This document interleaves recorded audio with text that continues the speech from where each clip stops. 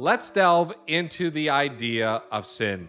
Here's the idea. We do not have to let sin destroy us. We read this at the very beginning that God doesn't just leave creation alone. He's actively involved in the garden, in planting and hydrating and growing it. He interacts very personally with humanity in the beginning in Genesis, and he puts them in the garden to care for it and rule.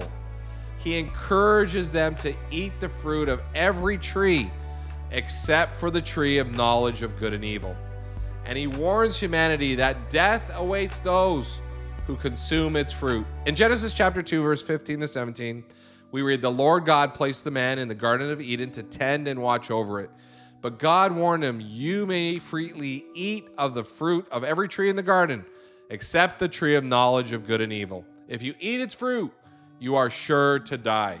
We then read that Satan, the fallen angel looking for bodies to inhabit, seduces Adam and Eve and questions the limitation God places on them. He questions how true the prohibition against eating the fruit is. He asks about God's motivations, what's his intentions, and what is the literal meaning of the boundary.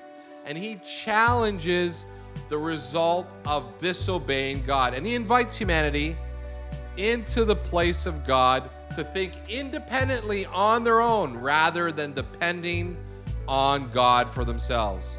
Here's what we read in Genesis chapter 3, verse 4 to 5. "You won't die," the serpent replied to the woman.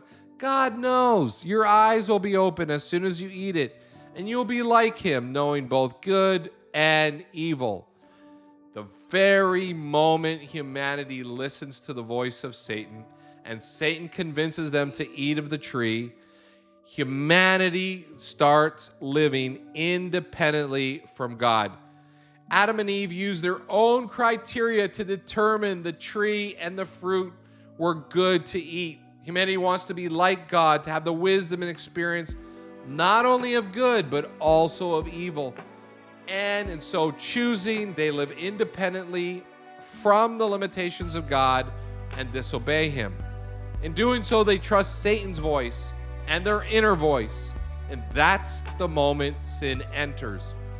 Because God's love, he allows them to make choices and experience the outcome of their decisions. Let's read this in Genesis chapter 3, verse 6. "The woman was convinced. She saw that the tree was beautiful and its fruit looked delicious, and she wanted the wisdom it would give her. So she took some of the fruit and ate it and gave some to her husband who was with her, and he ate it too." We see immediately after this that humanity loses their innocence that comes from dependency on God. They experience shame, they try to cover their guilt, and they try to hide. And God searches for them, and he outlines the result of their choice to live independently from him, to be self-sufficient. There are curses that will begin to rest. First, on Satan. God curses Satan's earthly existence, and he foretells the hostility between humanity and Satan. He actually foreshadows that he will ultimately come in person through humanity and bring redemption to them. Read this in Genesis chapter 3, verse 15. "I will cause hostility between you and the woman, between your offspring and her offspring. He will strike your head and you will strike his heel." Humanity is removed from the garden of God's delight, and they experience the result of independence. In Genesis chapter 3, verse 7 to 24, we read this. "At that moment their eyes were open, they suddenly felt shame, and they hid from the Lord. And the Lord said to the woman, 'I will sharpen the pain of your pregnancy. Your desire will be to control your husband, but he will rule over you. And to the man, the ground is cursed because of you. All your life you will struggle by the sweat of your brow.' So the Lord banished them from the Garden of Eden and sent Adam out to cultivate the ground from which he was made." We read then that there are long-term effects of sin. Number one, this sinful tendency is passed to every human being. This sinful nature, the propensity to reject God, is ingrained in us from birth to live independently. Each of us is actually also a slave to this sin, to live independent, this desire to do things on our own, and we've come under its power. The second effect is that sin is the path to death.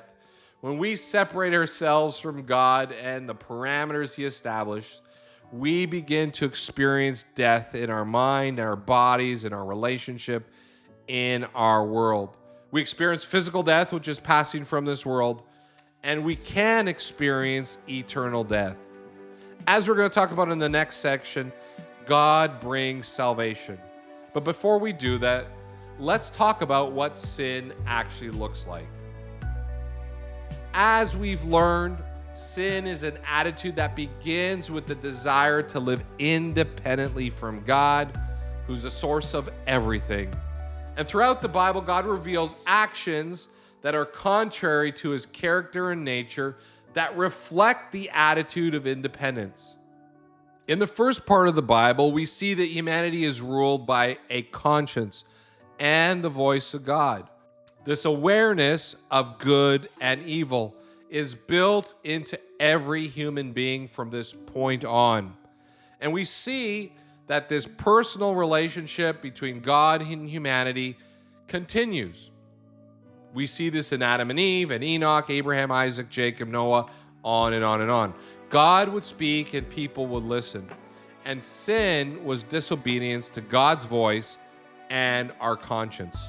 After the story of Moses, we see that God rescues Israel from slavery and gives the nation a top 2 and a top 10 list, the Shema and the 10 Commandments. And they summarize what it means to live right. God speaks through Moses and gives regulations about how the nation is supposed to operate. Temple worship, nation building, social structure, even health and dietary functions. We actually find over 613 laws designed to articulate what it looks like to promote life and the nation's advancement. So when Jesus arrives on the scene, He emphasizes the 10 Commandments are found in the Shema as the ultimate articulation of right and wrong and what it means to listen to one's conscience. Jesus said, "You must love the Lord your God with all your heart and your soul and your mind. This is the first and the greatest commandment. A second is equally important. Love your neighbor as yourself." The entire law and all the commands of the prophets are based on these 2 commandments. So Jesus reinforces Old Testament law as having originated from God. He also emphasizes the recognition of sin and also a compassionate approach to the sinner.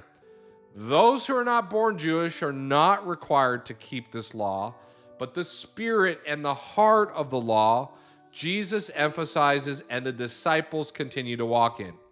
You actually see that in the many letters that are given to the first followers of Jesus in the church. The idea is that each of us have this sin conscience since the very beginning that directs us, that we know the difference between good and evil. Even as Adam and Eve knew about that in the Garden of Eden when they ate of the tree of the knowledge of good and evil. And that sin conscience that we have the option to either ignore it, to justify our actions, to lose sight of right or wrong, or to respond to it. In the New Testament, lists of sins were also communicated as an outflow of this idea that sin is living independently from loving God and not living with love for Him and others. I've included several chapters that outline what that looks like. Feel free to read those chapters on your own.